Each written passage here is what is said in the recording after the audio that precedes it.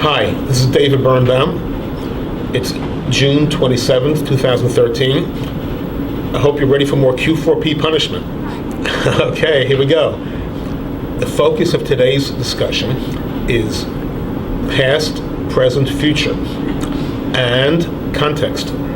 So, man of reason, woman of reason, seek answers to fundamental questions regarding past, present, and future. And of course regarding context as well. Past, present, future. Past. Where did we come from? What are the origins, eternal origins of our cosmos? And of course of our universe. Present. Who are we? What is our place in the cosmos? What is our purpose? How does our level of consciousness fit into the overall scheme of things?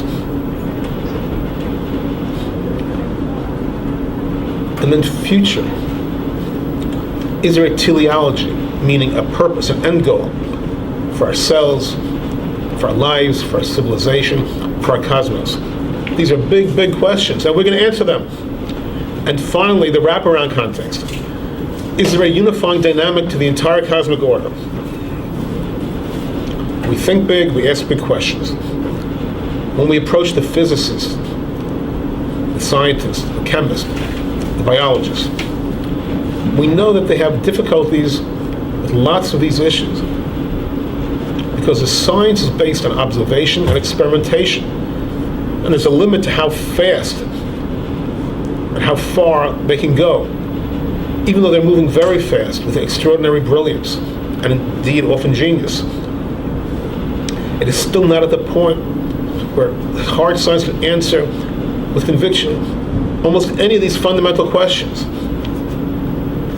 At the other end of the spectrum is religion, which seeks to answer all of them and does often put down its position on all these issues. Somewhere in the middle is philosophy / metaphysics. Ideal metaphysics, concepts beyond physics, but more grounded in logic and deductive reasoning as opposed to religious dogma. Even though on a personal level, I do embrace a religious approach myself. That's a personal matter. We're doing on a grander level. On a grander level, I need a lean, mean matrix to deal with these issues. It's a guide to my life, and it's a guide to my children's lives. And hopefully, it does not contradict the religious theology that I embrace in my personal life, which again, is not the issue here. Summa is written neutral. It can be embraced by a non-religious person or a religious person. Okay. So, basically, metaphysics deals with more logic and observation than necessarily religion does, but is not as demanding regarding full-scale experimentation as physics is, as chemistry is, as biology is. Metaphysics looks for aesthetic elegance. It should resonate well. Okay. So we propose that one little concept, one little creative concept, my own little Q4P, which stands for Quest for Potential, infinitely iterated, works across all these issues, across all these fields, across all these questions, and that's its great power. That it seems to be the missing plug in all these key issues. And since it solves all of these issues simultaneously, we have to take it seriously. Again, on my personal level, traditional Judaism, I show how the concept does dovetail nicely with concepts from the Torah, from Lurianic Kabbalah, and from the Baal Shem Tov, the founder of Hasidism. But that doesn't prove it. It just means that it works well, and if anything, it elevates the authenticity, from my perspective, of the Torah, etc. So how does my quest for potential work with the subjects at hand? Past, present, future, and context. Here's the rough schematic of my core proposition. Quest for potential is the eternal cosmic dynamic, by definition.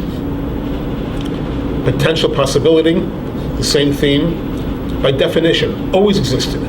That is self-evident, and that is crucial that it is self-evident. Once it is self-evident, we can try to deploy it across the gamut of issues, because we do not have another eternal concept to play with. We're down to one. There's no other concept which we can say with certitude beyond potential/possibility as having always existed.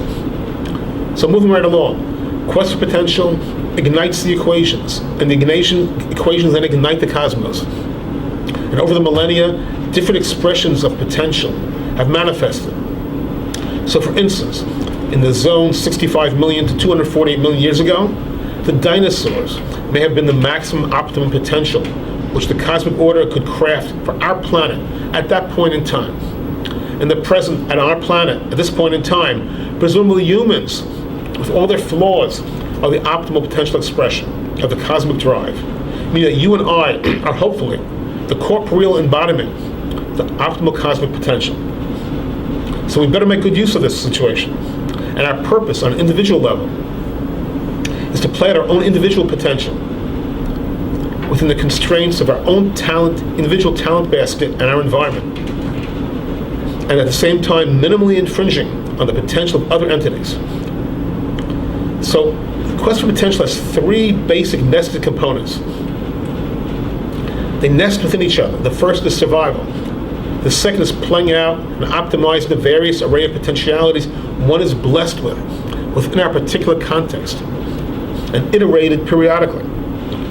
And finally is extraordinariation, whether on an individual level, or a civilization level, or a cosmic level, to strive for the extraordinary, if we have that opportunity. And the third in the nested sequence, future. What is the teleology? What is the end goal? The end goal, again, is to optimize potential within potential, shooting for extraordinariation. This applies on the human level, the civilization level, and on the cosmic level. Do not accuse me of not thinking big. I will strike back. Finally, context. What is the all-embracing, unifying concept?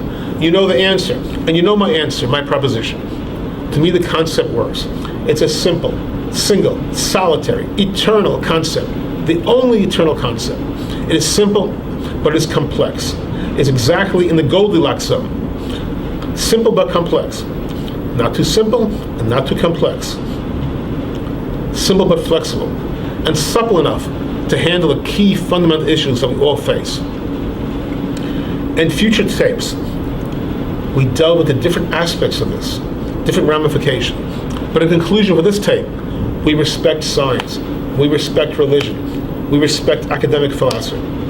But there's a big aching need for a paradigm, a matrix, which works, which can, so to speak, deliver the goods, actually deliver the goods in an intelligent, elegant, convincing manner across the gamut of issues.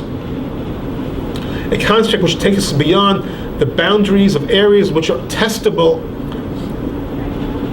for science, and concepts which have cogency and logic and intellectual elegance, meaning classic metaphysics, a science which has disappeared for several hundred years, and concepts not held hostage to the authenticity and veracity of the progenitors of the respective religions, no matter how much we venerate them.